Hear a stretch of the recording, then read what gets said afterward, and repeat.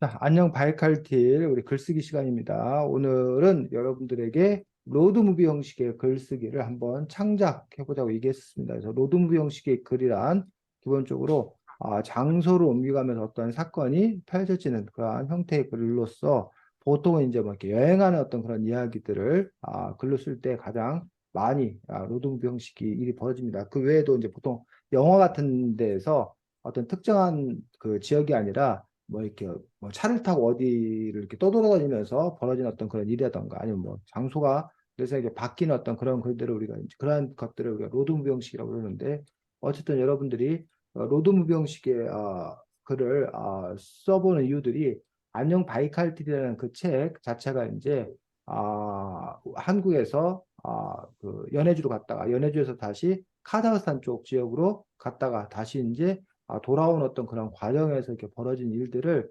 작성한 그런 책들이기 때문에 그런 책의 구조를 여러분들이 이해한다는 측면이 하나의 측면들이 있고 두 번째가 이제 그런 형식을 맞춰서 여러분들이 글을 써본다는 의미가 있습니다. 그래서 그다음에 이제 각각의 장소에서 벌어지는 그 인물들 간의 어떤 그런 갈등, 그 사건 이런 것들도 얼마나 또 여러분들이 쓸 수 있느냐, 뭐요 부분들이 이제 핵심적인 부분이라고 생각합니다. 그래서 재하 성현이 재현이 순으로 우리가 발표를 할 거고, 그러면 친구들이 일단 기본적인 부분들 로드무비 형식을 갖춰서 쓰고 있는 건가라는 부분들이 평가 기준이 하나고, 두 번째가 이제 글이다 보니까 그 글을 통해서 여러분들이 뭘 얘기하려고 하고 있나 이른바 주제의식이라는 부분들이 제대로 잘 드러나 있나 그다음에 이제 글이다 보니까 그 글 자체가 뭐 흥미로운가 뭐 재미있나 유익한가 그다음에 글의 형식적인 측면에서 문단 구별이 제대로 잘 되었나 뭐 문장 표현은 올바른가 어휘 뭐 이런 것들이 풍부한가 뭐 이런 것들을 여러분들이 또 부수적으로 또 평가할 수 있을 거라고 생각합니다. 그래서 어쨌든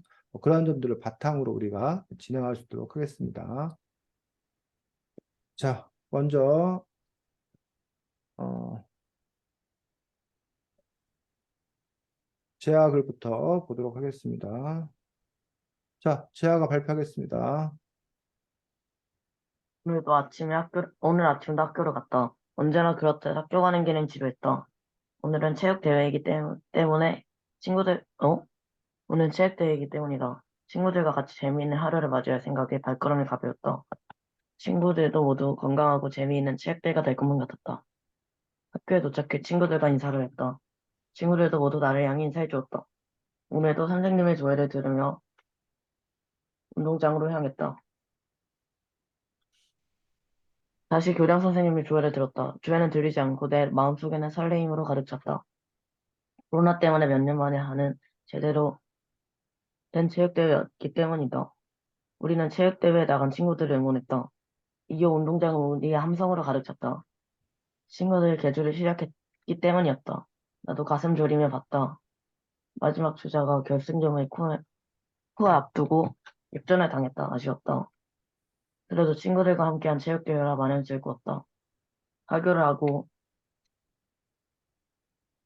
우리는 친구들끼리 놀다 헤어졌다. 내 생 최고의 하루였다. 성현이 평가. 뭔가 약간 장소의 변화나 이런 건 좀 어느 정도 있는 것 같은데 약간 뭔가 글의 길이나 약간 이런 것도 그렇고 네. 길이가 좀 짧은 것 같고 뭔가 약간 글이 뭔가 되게 일기 같은 그런 뭔가 느낌이 나는 글이었던 것 같아요. 재현이. 그 형식에 맞게 되게 그 자신이 겪은 일을 되게 잘 표현한 것 같고, 저도 길이가 좀 더 길었으면 뭔가 좋았을 것 같아요. 음, 자, 지금 뭐 성현이와 재현이는 제아 글에 대해서 후한 평가를 했습니다.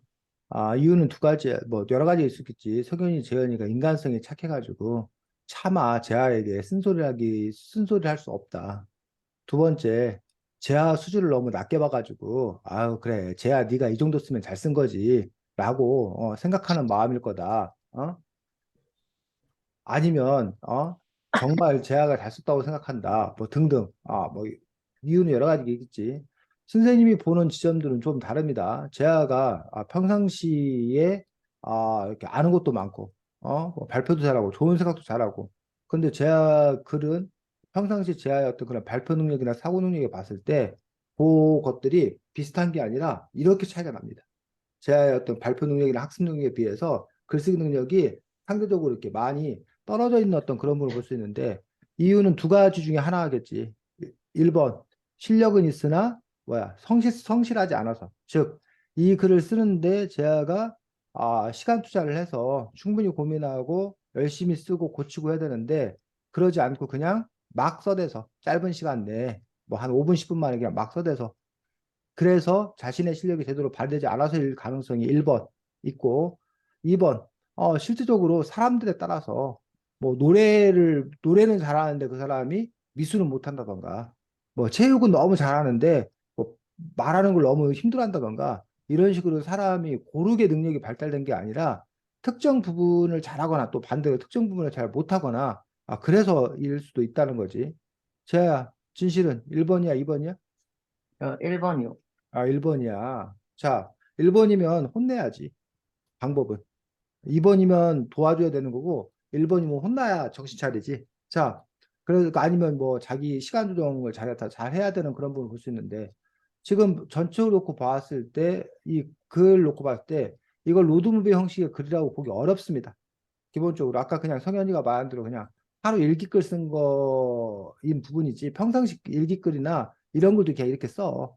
이걸 우리가 특별히 로드무비 형식의 글이라고 하지 않는다는 거야. 그래서 로드무비 형식의 글이 무엇인가에 대해서 제아가 기본적으로 이해하고 있지 않는, 못하는 그런 부분들을 볼 수 있습니다. 그래서 어쨌든 제일 처음에 여기 굳이 이제 얘기한다면 학교 가는 길에 대해서 얘기했어. 그럼 네가 학교 가는 길에서 벌어지는 일에 대해서 이야기가 사건이 벌어져야지. 네. 그 다음에 여기 뭐 교실, 교실 학교라고 그냥 통째놨는데 왜 운동장에 생각? 그럼 교실에서 벌어지는 일이 또 써야지. 그러고 네. 나서 세 번째가 이제 뭐야? 운동장. 그럼 최소한 길, 교실, 운동장. 그 세 곳이 각각 독립적으로 그 각각에서 나름대로 뭐가 벌어진다는 거야? 사건이 벌어지면서 동시에 그것들이 연결되는 그런 부분이어야 된다는 거야. 그래야 그나마 그것들이 우리가 로드무비라고 얘기할 수 있는 거고 그건 역시 사실 로드무비 형식이라고 말하기는 힘들어. 우리가 기본적으로 로드무비가 갖는 어떤 그런 특성을 놓고 봤을 때 그 정도를 갖고 우리가 로드무비라고 안 해. 왜? 그건 그냥 제야 너의 하나의 그 생활 공간이기 때문에 사실은. 자, 그 다음에 두 번째로 오늘 아침도 학교를 갔다.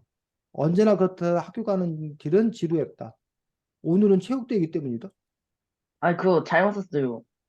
그거 잘못 썼지, 당연히. 잘못 쓰니까 지금 선생님이 뭐라고 그러는 거지. 그러면 잘못 썼는데, 제아는 지금 보니까 잘못 썼는데, 자기가 썼을 때는 잘못 썼다는 걸 모르고, 그러니까 다시 읽어보고 고칠 생각도 안 했다는 거야, 기본적으로. 그러니까 제아가 그러니까는 시간 투자를 얼마나 안 했냐라는 걸 알 수 있지. 자기가 알고도 이렇게 이게 맞는 건지 알고 썼다라면은 깨우쳐줘야 되고 지금 제아가 잘못 썼어 하는 거 보니까는 제아는 고치기를 안 한 것뿐이야.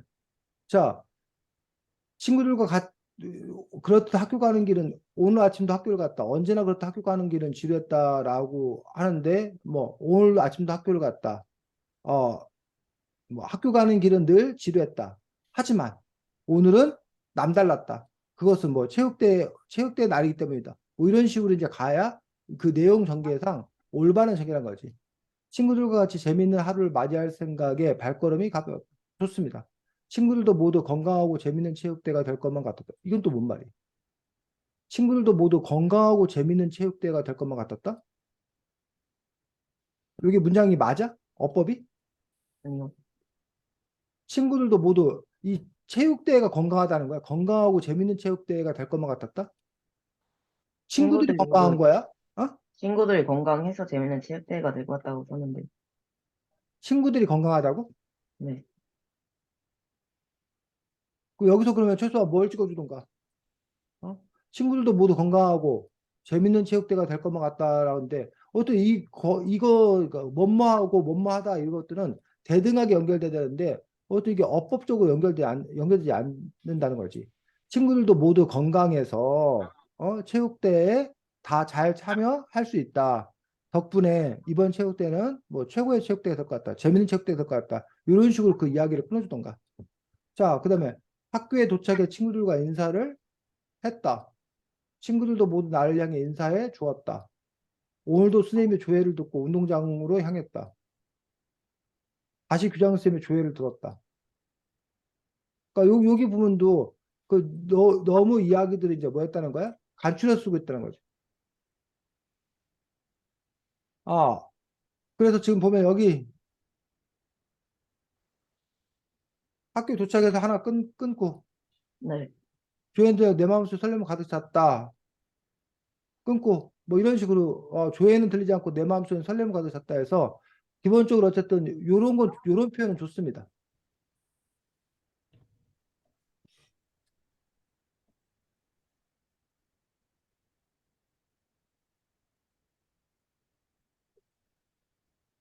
뭐 발걸음이 가벼웠다. 뭐 마지막으로 설렘으로 가득 찼다. 이런 식으로 어쨌든 표현의 기교를 살려서 쓰려고 노력한 점은 좋습니다. 다만 이제 여기서 제아가 더 욕심을 부리자면 사실은 발걸음은 가벼웠다. 뭐 설렘으로 가득 찼다. 이러한 표현이 이미 흔한 표현, 관용적인 표현이라는 얘기예요. 남들도 많이 써가지고. 근데 이제 그 부분에서 이제 제아가 그런 표현, 그런 관용적인 표현을 쓸 수 없는 애들이 많은데 쓸 수 있다. 한 단계 높은 거야, 제아가.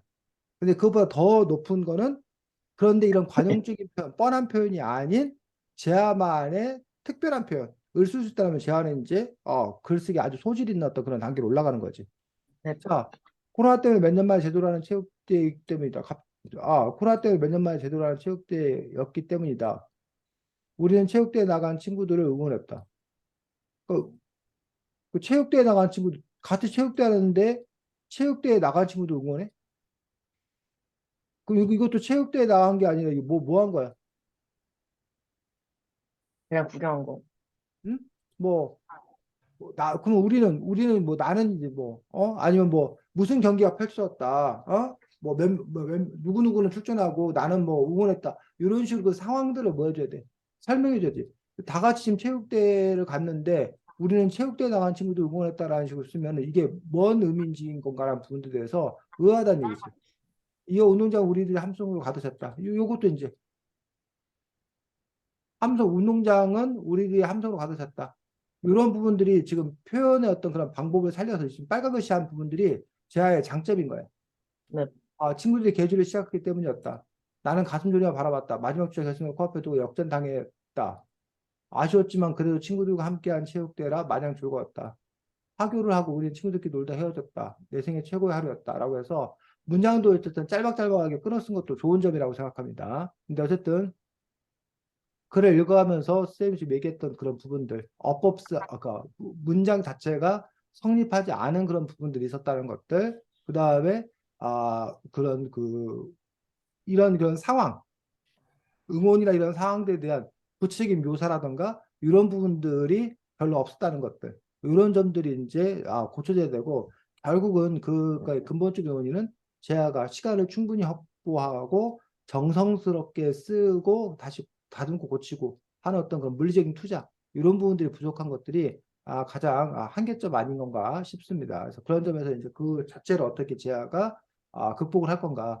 이건 뭐 제아가 그건 알아서 어떻게 해야 되는 거지. 선생님이 뭐 이렇게 뭐 비난하고 욕하는 길밖에 협박하는 길밖에 사실 선생님 방법이 없는 거고 결국은 제아가 시간을 들여서 써야지 제아가 이렇게 실력이 네. 느는 어떤 그런 부분을 볼 수 있다는 거예요. 근데 어쨌든 지난번도 그렇고 이번도 그렇고 제아가 계속 이런 식으로 해가지고는 너의 어떤 그런 글쓰기 실력이 향상되기에는 어렵지 사실은.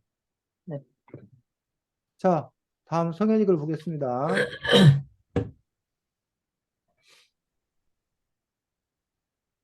성현이. 화창한 일요일, 화창한 일요일 아침, 우리는 설레는 마음을 가득 안고 인천공항으로 향했다. 이번 연휴 동안에 1년 동안 쌓였던 스트레스를 풀기 위해 우리는 유럽 여행을 떠나기로 계획을 세웠다. 그리고 지금 우리는 첫 번째 유럽 여행지로 가는 비행기에 타고 있다. 우리의 첫 번째 여행지는 바로 영국의 수도 런던이었다. 비행기를 타고 인천을 떠나 런던 히드로 공항에 도착했다. 호텔로 이동한 후 우리는 도시의 아이콘인 빅벤과 웨스트민스터 궁전을 구경하기 위해 웨스트민스터 지역으로 향했다. 눈부신 아름다움에 그동안의 걱정과 불안이 한 번에 해소되는 듯한 기분이 느껴졌다. 타워 브릿지를 건너며 우리는 흥분을 느낄 수 있었다. 런던 아이, 대형 박물관과 같은 유명한 명소도 놓치지 않았다. 우린 하루 종일 영국의 유명 관광지를 돌아다니며 유명한 레스토랑에 가서 훌륭한 식사를 하기도 하였다. 매 순간순간이 즐거웠다. 늦은 밤 다시 호텔로 돌아온 우리는 집에 도착하자마자 쓰러지듯 잠들었다. 유럽 여행 2일차, 우리는 유로스타 급행열차를 타고 유럽 여행 중 가장 로맨틱한 도시로 손꼽히는 파리로 떠났다. 우리는 파리의 랜드마크인 에펠탑을 관람하기 위해 에펠탑 광장으로 향했다. 맨 위에서 파리의 아름다운 풍경을 바라보며 한층 더 특별한 순간을 만끽했다. 세네갈 강을 따라 산책하며 루브르 박물관과 노틀담 대성당도 방문했다. 파리의 아늑한 카페에서 맛있는 크루아상을 즐기는 시간도 가졌다. 좁은 대한민국을 벗어나 넓고 아름다운 유럽으로 오니 지금껏 쌓인 피로가 한 번에 다 풀리는 기분이었다. 다음날 아침, 늦잠을 잔 우리는 쫓기듯 호텔에서 나와 마지막 여행지로 가는 고속 열차를 탔다. 마지막 유럽 여행지는 바로 이탈리아의 수도 베네치아였다. 우아한 운하의 도시로 유명한 베네치아에서는 우리를 기다리는 유일무이한 경험들이 있었다. 산 마르코 광장에서 베네치아의 대표적인 건물들을 구경하고 아름다운 모습의 두 컬레 궁전을 구경하였다. 저녁에는 로맨틱한 가루에 앉아 산타 마리아 델 코레지오 교회를 감상하며 다음날 떠나야 한다는 사실에 서운함을 느꼈다. 마지막 날, 우리는 잊지 못할 경험과 아쉬움과 함께 유럽 여행을 마무리했다. 좁고 치열한 대한민국에서는 경험해 오지 못했던 진짜 힐링을 경험하며 우리의 유럽 여행은 소중한 추억으로 남게 되었다. 네, 재현이. 되게 하루하루 겪은 일을 뭔가 풍경이나 그런 걸 묘사를 되게 잘했고, 감정 표현도 되게 디테일해서 좋았던 것 같아요. 자, 아니, 아무리 제가 글을 대충 써도 그 뭔가 하나 짚고 가야 될 부분이 있는데, 그 처음에 그 영국에서 여기서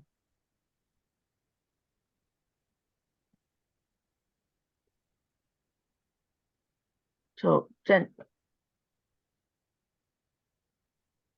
뭐, 여기서 뭔가 막 불안감이나 막 이런 감정 묘사가 있었잖아요.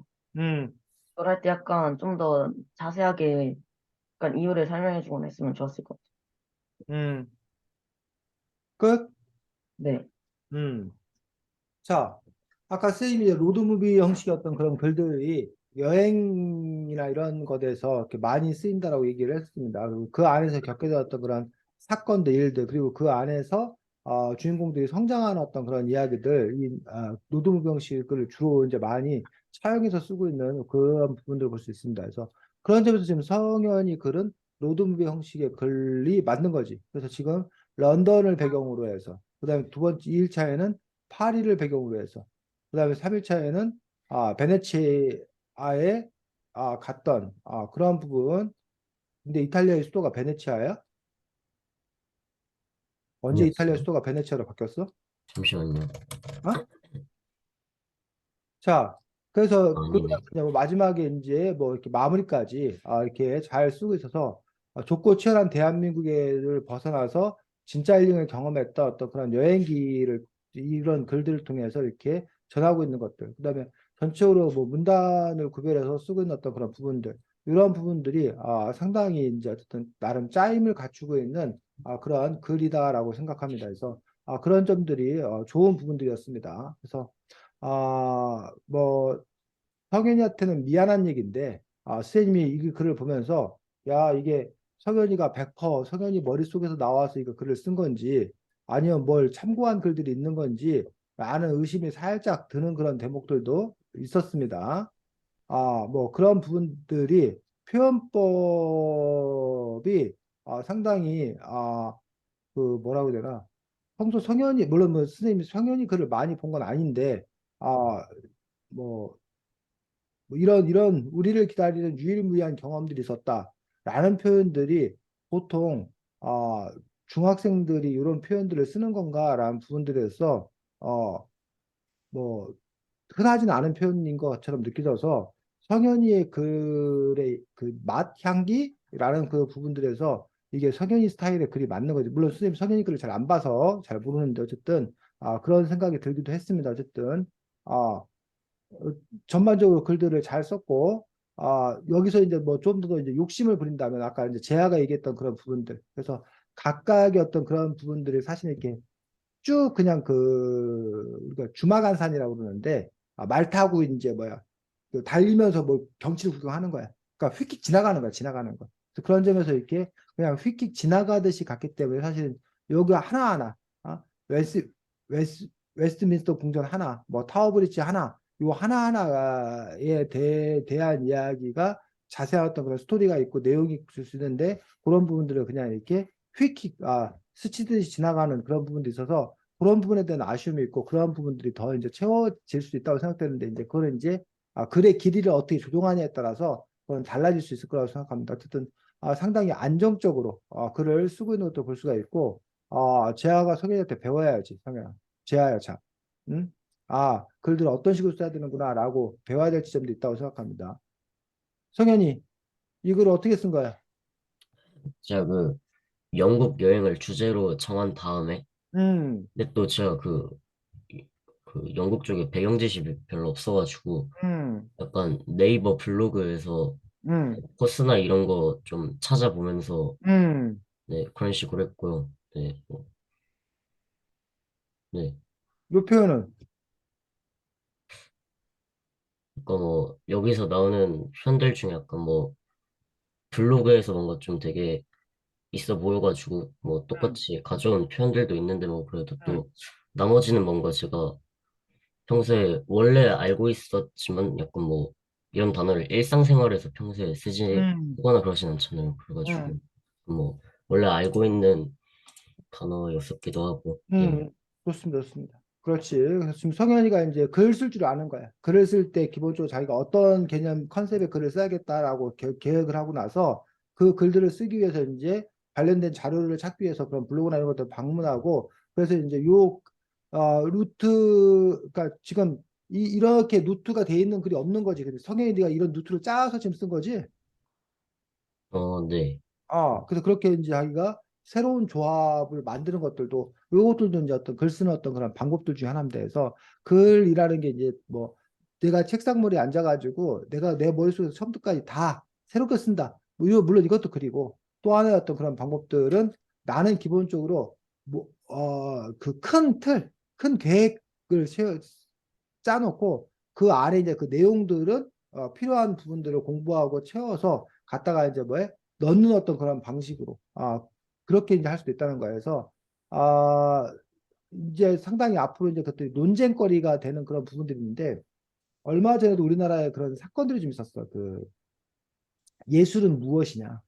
예술이라는 게 무엇이냐라는 부분들에 대해서 논쟁이었던 그런 지점이 있었는데 우리나라 가수 중에 여러분 부모님들 할아버지 할머님은 아실 텐데 조영남이라는 가수가 있어. 뭐 히트곡이 하나밖에 없는 가수다라고 뭐 이렇게 농담삼아 이렇게 하는데 그 화개장터라는 그런 노래를 부른 그 가수가 있는데 그 가수가 화가 화가로도 되게 이름이 높았어. 그 가수는 특히 뭐 화투 알아? 네. 도박하는 거 화투 알아? 네. 지현이도 화투 알아? 네, 알아요. 아, 그 화투 그림으로도 유명한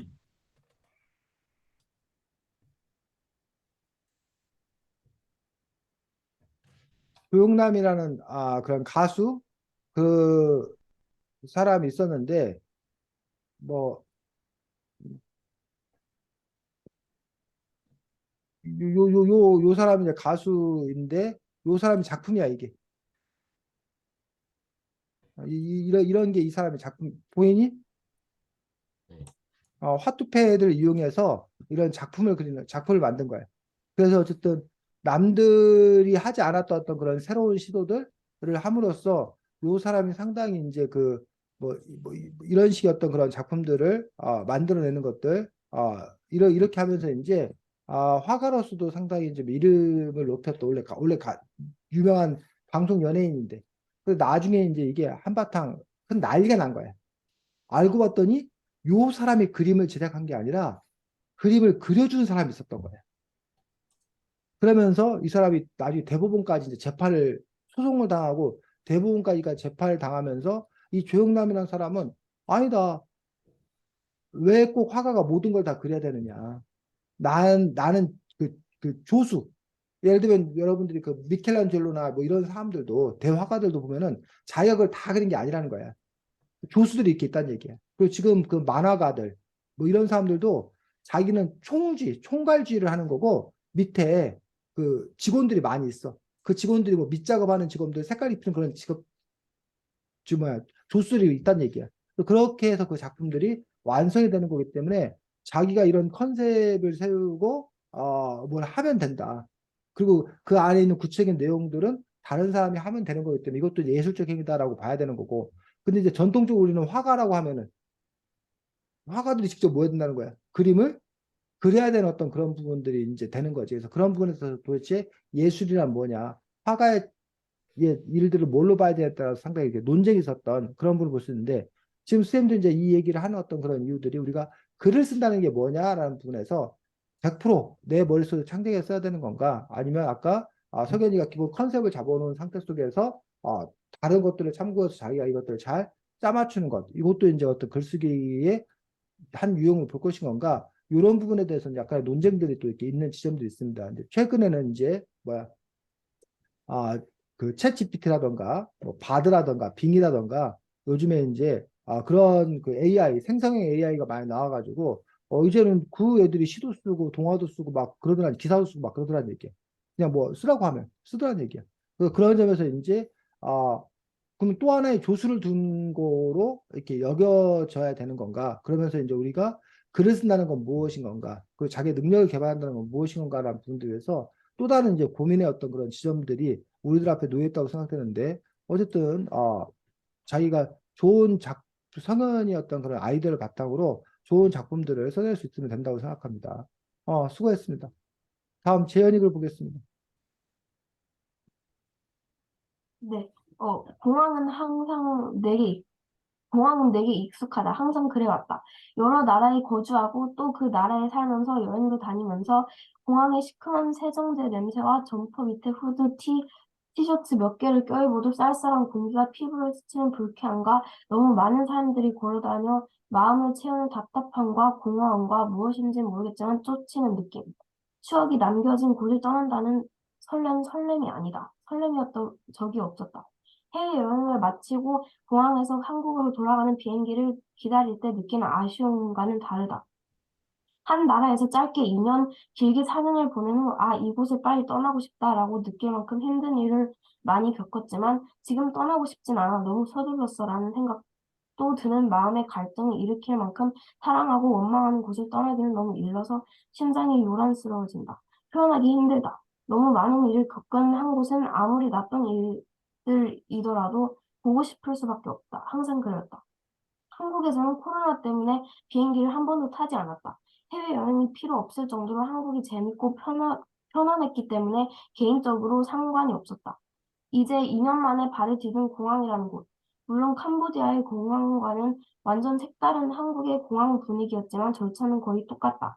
예약 정보를 확인하고 나비 넥타이를 목에 건 아저씨가 여권을 펼쳐 스탬프를 꼭 누르고 화려하게 사인을 해주고 재밌게 끌고 다녔던 트롤리백을 아쉽게 떠나보내고 왜 주는지 도저히 생각해도 모르겠는 종이를 받고 트롤리백을 까먹었나 순간 심장이 덜컥 내려앉았다가 이미 넘겼다는 사실을 다시 기억하고 터미널 찾으려 한참 헤맨다. 그 와중에 동생은 배고프고 피곤하다고 난리를 피우고 응, 너뿐이 아니란다. 부모님은 졸리신지 눈을 비비고 하품을 하신다. 심지어 다크서클까지 있는 엄마 평소와 달리 말없는 아빠. 예전에 공항에서 비행기를 기다릴 때 느끼는 감정은 오직 설렘과 두근거림밖에 없었던 것 같았다. 그런데 이번 터미널지에서 미국 뉴욕 존 F 케네디로 떠나는 비행기를 기다릴 때는 좀 다르다. 나는 할 게 없어 텅 빈 화장실 앞에 걸려진 터미널 안내문을 소리 내어 읽고 또 다시 읽고 동생은 시끄럽다고 소리를 치고 게이트 앞 의자가 어떤 식으로든 앉아도 불편하다고 불평하고 아빠는 안경을 벗어 왼쪽 손에 걸치고 오른손으로 휴대폰을 스크롤 하신다. 그때 내가 느끼는 것은 설명하기 어렵지만 가장 가까운 것은 부담감 아닐까? 새롭지는 않지만 새로운 나라 미국이라는 곳으로 떠난다는 부담감. 그곳에 나를 기다리고 있을 책임들을 맞이해야 한다는 부담감. 어렵게 극복해 내었던 이사를 또 다시 처음부터 이겨내야 한다는 부담감. 예전에도 이사는 몇 번이나 경험해 보았지만 이것과는 확실히 달랐다. 왜냐하면 미국은 인종차별의 나라, 총의 나라, 비판의 나라였기 때문이다.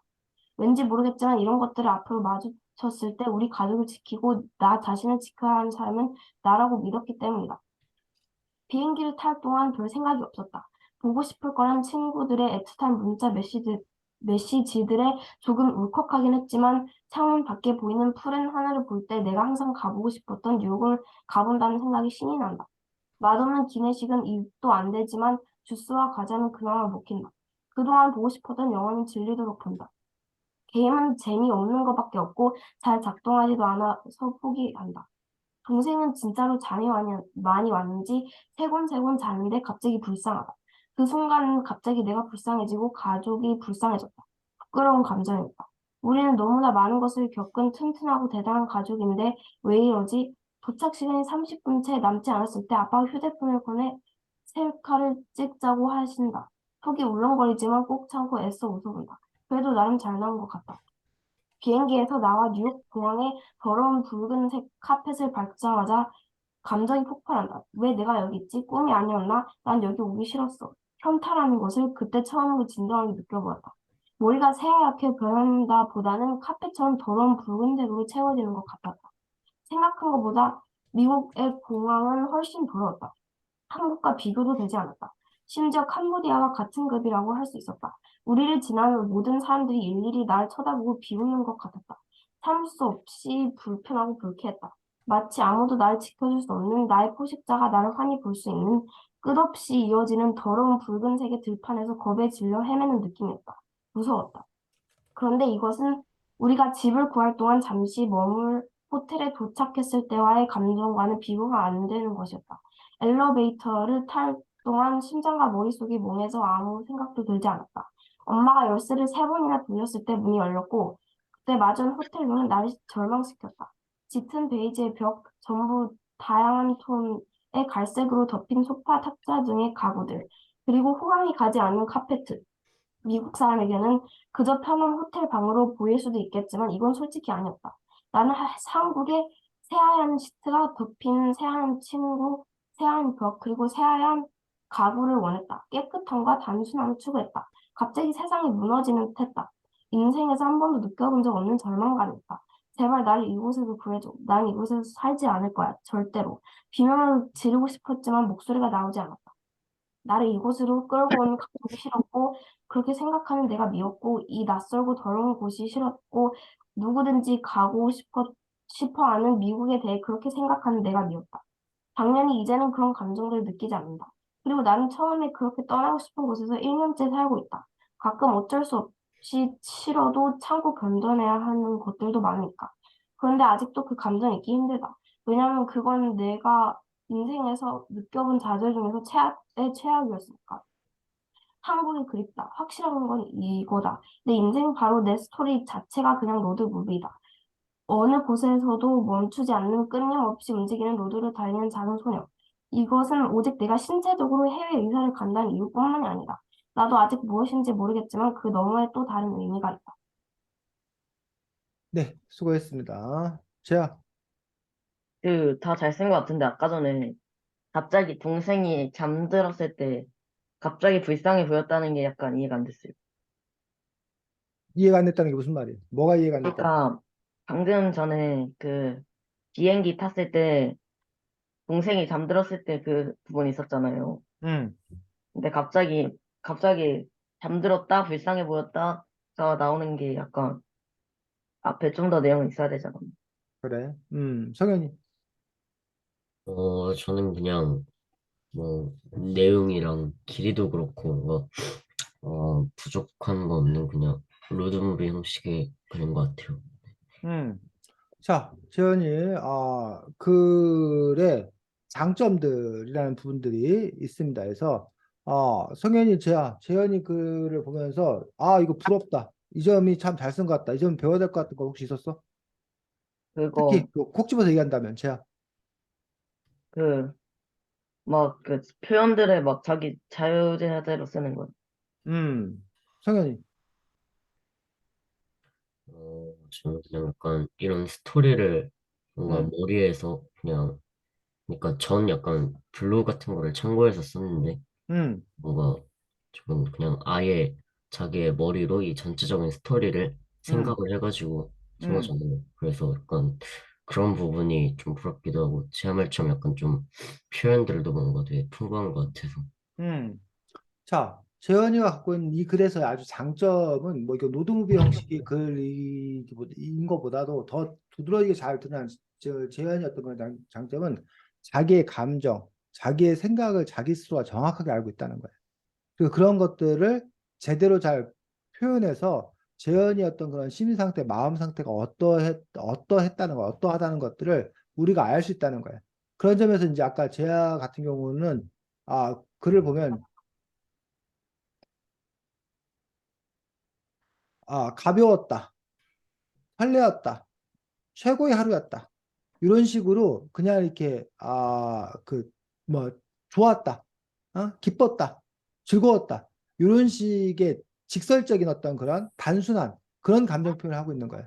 근데 이제 보면 상대적으로 뭐 시큼한 세정제 냄새와 점퍼 밑에 후드티, 티셔츠 몇 개를 끼고도 쌀쌀한 공기와 피부를 스치는 불쾌함과 어, 너무만 걷어 마음속에 답답함과 공허함과 뭐 이런 그 내용들이 이런 글들 안에서 느껴지는 그, 그 느낌, 분위기 이런 걸로 재현이가 어떤 상태였었겠나라는 것들을 이렇게 전달받을 수 있다는 거예요. 여기는 물론 두 가지. 하나는 이게 재현이의 솔직한 리얼 솔직한 사실인 이야기일 수도 있고, 아니, 자기가 그렇게 느낀 감정이 아니다 하더라도, 다른 사람의 어떤 그런 이야기를, 뭐 작가가 이렇게 표현하는 어떤 그런 부분일 수도 있는데, 어쨌든, 그러한 방식으로 표현하고 있는 것들, 이런 표현력들을 갖고 있는 것들이 상당히, 재현이가 갖고 있는 좋은 장점들인 거고, 그거는 이제, 이런 테크닉은 성현이나 재현아, 뭐, 수행 같은 경우도 오히려 재현이에게 배워야 되는, 그런 부분들인 거지. 그 다음에 이제 글이라는 부분에 있어서 어쨌든 지금 이 공항, 그 다음에 비행기 안, 그 다음에 뉴욕, 뭐 이런 식으로 뉴욕 공항, 뭐 뉴욕 이런 식으로 이제 장소가 이제 기본적으로 이렇게 옮겨 가지, 기본적으로 옮겨 가는데 물론 이제 아까 뭐 성현이처럼 이렇게 확확 옮겨가진 않지만 연속선상이 있긴 하지만 어쨌든 부분에서 장소 옮겨가고 그 장소마다 느끼는 어떤 그런 마음이라든가 상황들 이런 것들이 표현되어 있고 그런 것들이 기본적으로 일관성을 유지해서 쓰고 있는 부분들 이런 부분들도 아주 좋은 부분이라고 생각합니다. 아, 그 다음에 이런 부분들, 그 세밀한 묘사, 그 상황에 대해서 나름 세밀한 어떤 그런 묘사들을 하고 있는 것들. 그래서 아까 상대적으로 제아가 뭐 그리 짧은 그런 부분들이 휙히 건너뛴 어떤 그런 부분도 있었는데 건너뛰지 아니하고 그러한 그 세밀한 그런 묘사들 그리고 이런 것들을 통해서 또 다른 어떤 그런 그 감정들의 어떤 그런 표현들 이런 것들을 볼 수 있는 거지. 그러니까 이렇게 동생이 그러니까 자신은 터미널 안내물을 소리나 읽고 또 읽고 동생은 그 의자가 계속 불평하다고 불평하고 아빠는 휴대폰을 스크롤하고 이런 이야기를 왜 썼을 건가라는 거예요. 그러니까 이런 이야기를 통해서 그 가족이 느낀 어떤 그런 감정들, 마음 상태들 이런 것들이 이렇게 드러난다는 거예요. 그래서 내 감정은 이렇다라고 말로 하는 어떤 그런 부분도 있지만 말로 하지 아니하고 그 사람들의 행위라던가 주변의 분위기들 이런 것들을 간접적으로 보여줌으로써 간접적으로 그 사람들의 감정을 드러내는 이러한 방식으로 쓰고 있는 점들, 뭐 이런 부분들도 상당히 좋은 그런 부분이라고 생각합니다. 그래서 그런 느낌이 이제 그 미국이라는 그런 나라들에 대한 어떤 그러한 생각들, 이러한 부분들, 그 연유가 어디서 오느냐라는 부분에서 미국에 대한 어떤 그런 불편한 감정들이란 부분들이거나 아니면 본인의 그 재현이었던 그런 삶 자체가 자꾸 이렇게 한 곳에 계속 정주한 어떤 그런 삶이 아니라 몇 년 단위로 이렇게 떠도는 어떤 그런 삶에 대한 근본적인 그 불안, 부유, 뭐 이런 것들에 대해서 재현이가 느낀 어떤 그런 마음들을 전체적으로 이렇게 표현하고 있는 것들, 뭐 이런 부분도 좋다고 생각합니다. 그리고 특히 이제 끝에 가서 그러한 것들이 이렇게 내 삶 자체가 그러하지 않는 건가라는 부분에서 자기의 삶을 전체적으로 이렇게 통일해주고 있는 어떤 그런 부분들, 이 부분들에 대해서 이야기를 하고 있는 것도 좋습니다. 그리고 이제 이것은 뭐 신체적으로 해외로 이사한다는 이유뿐만 아니다. 나도 아직 무엇인지 모르겠지만 그 너머에 또 다른 의미가 있다라고 해서 아, 그 의미에 대해서 지금은 이제 물론 재현이가 이제 그뭐열 몇 살 어린이 뭐 청소년이기 때문에 갖고 있는 한계 때문에 이게 솔직한 어떤 그런 부분들이겠지. 근데 이제 만약에 재현이가 이제 더 커서 그 그 너머의 또 다른 의미를 발견해서 이게 내 삶에서 이러한 그 끊임없는 우리가 노마드족이라고 그러나 어쨌든 그 부분들이 재현이 삶을 어떤 영향을 끼칠 건가라는 부분들에 대해서 재현이가 이제 나중에 나름의 성찰들을 통해서 또 어느 정도 이제 지나봐야 알아 사실은 지나봐야 그런 과정이 내 삶에 뭐 자양분이 되었고 양분이 되었구나 내가 이렇게 성공하는데 뒷받침이 되었구나 아니면 오히려 그런 여러 가지 떠도는 어떤 그런 삶에 의해서 나 자신이 자꾸 이렇게 분열적 사고를 하게 되는구나. 그게 이제 어떤 긍정적으로 갈지 부정적으로 갈지는 사실은 모르는 어떤 그런 부분들이고. 근데 어쨌든 이러한 그 과정들 자체가 재현이가 이렇게 또 성장해가는 어떤 그런 부분에서 남과 좀 다른 조건이지만 성장해가는 어떤 그런 과정들의 것들을 보여주고 있고. 그래서 뭐 굳이 좋은 점, 그러니까 좋은 점은 많은 사람들이 이른바 도덕적 결론.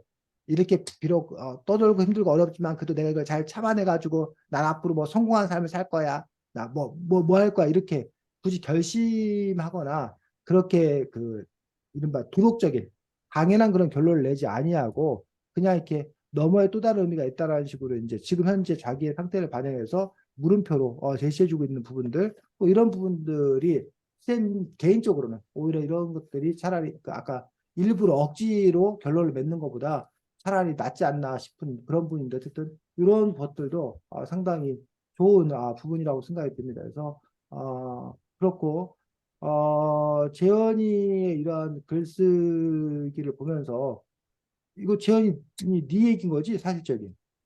네.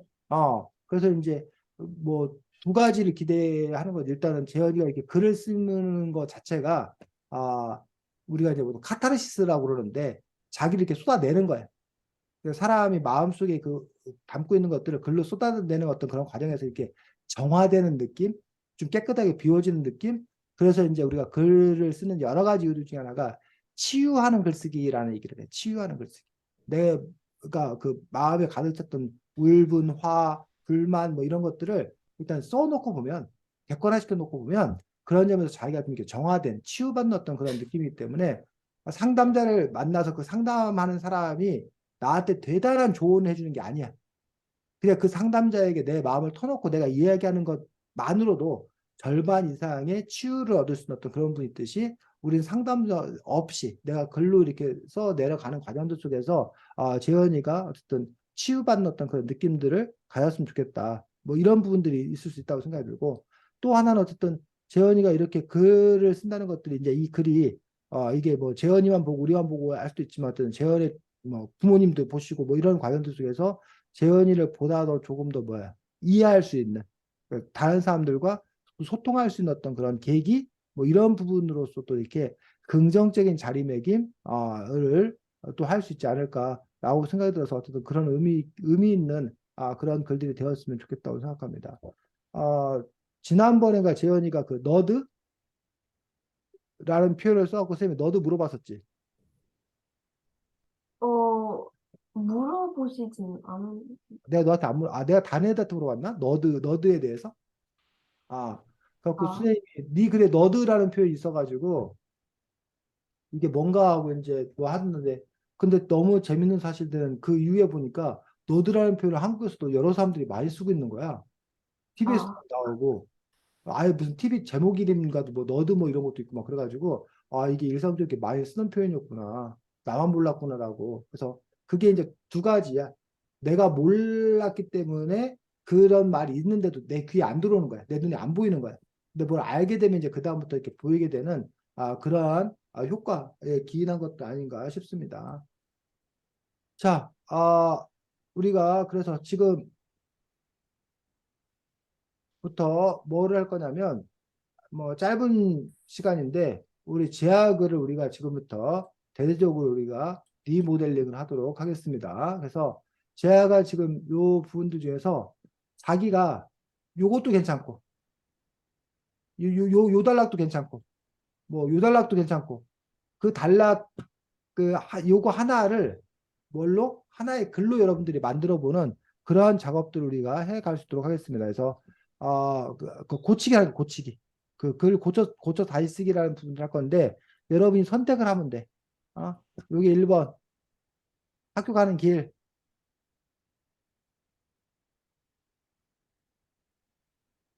그 다음에 2번 교실 운동장 뭐 조회. 3번 운동장. 또 세 가지네.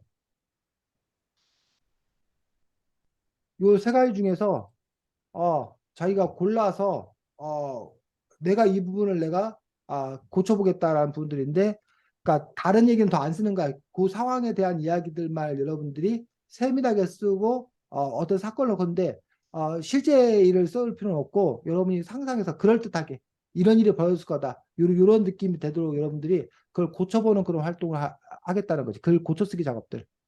쌤이 뭘 요구하는지 이해가? 네. 원래 이게 한 4개 정도 되면 쌤이 시범을 좀 보여주려고 그랬는데 세 단락밖에 없어가지고 쌤이 시범 안 보이고 그냥 여러분들이 직접 한번 고쳐쓰기라는 그런 활동도 한번 해보도록 하겠습니다. 자, 네가 몇 번 갖고 할 거야? 1, 2, 3번 중에. 그냥 남는 거 할게 아무거나. 성현이. 저 1번이요. 1번을 성현이 가고 재현이. 저 2번. 그러면 재하가 3번 해가지고 쌤이 요거를 채팅창에다 붙여주겠습니다. 그럼 채팅창에 있는 걸 자기가 봐다가 그거를 자기가 이제 손봅니다.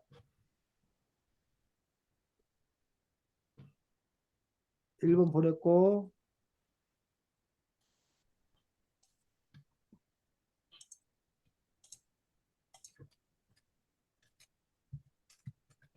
2번 보냈고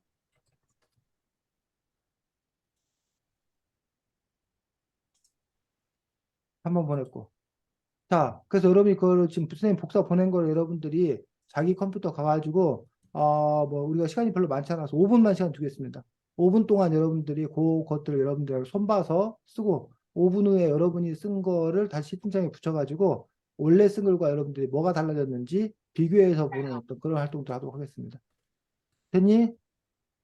네. 아, 선생님도 3번을 선생님도 고쳐보도록 하겠습니다. 그래서 제하고 선생님하고 또 똑같은 걸 갖고 고치면 어떻게 또 다르게 고쳤는지 또 이렇게 볼 수 있도록 하겠습니다. 5분 후에 보겠습니다.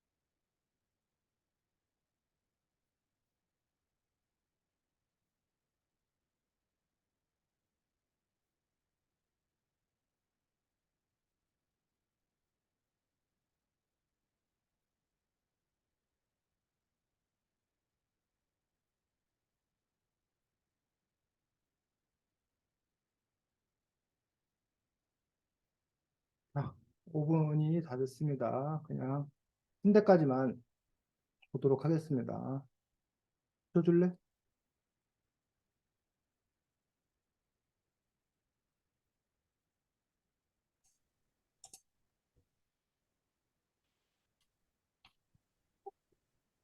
지아가 붙여줬고,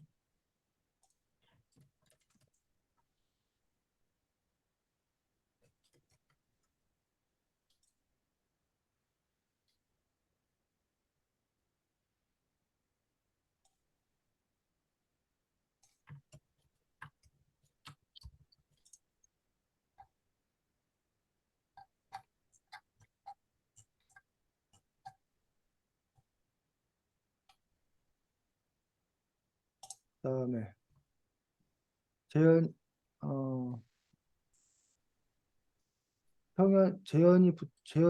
재현이가 2번이었나 아까?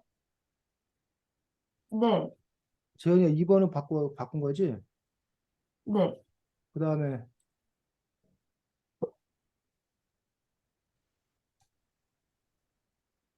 그다음에 성현이가 1번.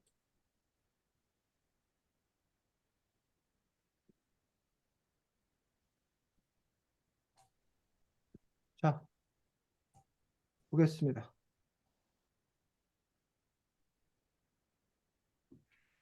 자, 요 글이었어. 요 글을 성현이가 어떻게 바꿨는지 한번 성현이 읽어보겠습니다. 오늘 아침에도 학교를 갔다. 언제나 그렇듯 학교 가는 길은 항상 지루하다. 하지만 오늘은 달랐다. 오늘따라 유난히 기분이 좋고 발걸음이 가벼웠다. 이유는 바로 오늘이 체육대회 날이기 때문이다. 가는 길에 오늘 대회에서 생길 재밌는 일들을 생각하니 벌써부터 설레었다. 학교에 도착해 반에 올라와 보니 우리 반 친구들도 모두 건강하고 활기차 보였다. 몇몇 친구들은 너무 흥분한 나머지 자기들끼리 소리를 질러댔다. 아무튼 나는 이번 체육대회가 굉장히 재밌을 것 같다는 생각이 들었다. 어, 자, 어때? 마음에 들어? 네. 이렇게, 성현이가 글을 잘 쓰네. 이렇게 쓸 수 있다는 거지. 자, 그 다음에, 재현이가 쓴 욕을 부분들에 대해서 재현이가 이렇게 또 바꿨습니다. 잠깐만. 재현이. 학교에 도착하자마자 친구들이 나에게 달려왔다. 준비되었는지, 뭐가 제일 기대됐는지, 떨리지는 않는지 등의 질문을 쏟아낸다. 평소 같았으면 귀찮다고 대충 수긍을 해주었을 텐데 오늘은 나도 흥분을 가라앉지 못해 친구들과 떠들기 시작했다.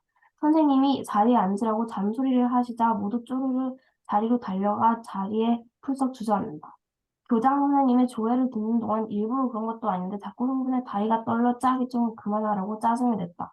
나도 모르게 웃음이 피식 났다. 모두가 너무 들떠있고 설레어 서로에게 화풀이를 했지만 신경 쓰이지 않았다. 어, 자, 이런 부분에서 어쨌든 이런 그 심리 마음 묘사들, 이런 부분들이 아까 재현이가 없었던 그런 부분들인데, 이런 것들을 재현이가 자기의 장기를 발휘해서 잘해주고 있는 것도 볼 수 있습니다. 자, 재하가 3번, 요 부분을 재하가 바꾼 거 보도록 하겠습니다.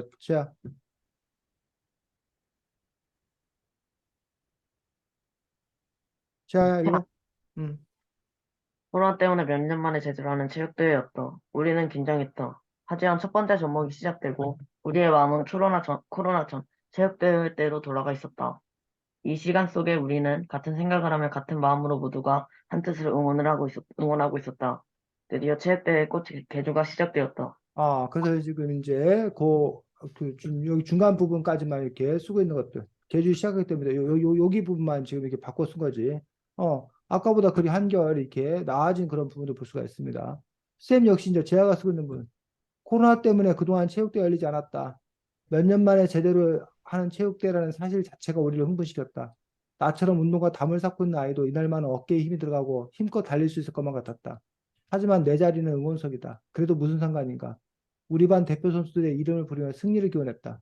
드디어 체육대회 하이라이트 개주가 시작되었다. 가슴이 쿵쾅쿵쾅거렸다. 대표주와 함께 나 역시 마음속으로는 돌고 있었다. 내 심장박동은 점점 요동쳤다. 우리 반은 줄곧 1등을 달렸다. 조금만 더, 조금만 더. 그런데 바짝 다가오는 3반 아이가 신경이 쓰였다. 우리 대표는 오늘따라 발걸음이 무거워 보였다. 점점 거리는 좁혀지고 내 불안은 커져만 갔다. 버려서는 안 되는 일이 일어났다. 불과 결승을 10m 앞두고 그만 끈질기게 따라오던 3반 아이에게 역전하는 걸 말았다. 아쉬움에 여기 절로 튀어나왔다. 뭐 이런 식으로 선생님이 조금 더 썼는데 이런 식으로 그 부분들에 대한 이야기를 좀 더 쓸 수 있을 거라고 생각이 듭니다. 그래서 재화가 결국은 이렇게 쓰기 위해서는 결국은 재화가 뭐예요? 시간을 충분히 들여서 쓰고 어떻게 그 글 아까 재현이 갖고 있는 어떤 그 좋은 장점들 사이사이에 그런 감정들을 집어넣을 건가 그다음에 이제 성현이가 했던 어떤 그런 방식들 조사를 통해서 그 내용도 어떻게 풍성하게 씌울 건가 이러한 부분들 우리 재화가 더 잘 배워서 다음번에는 더 좋은 글들을 쓸 수 있으면 좋겠습니다. 네. 아, 다음번 책이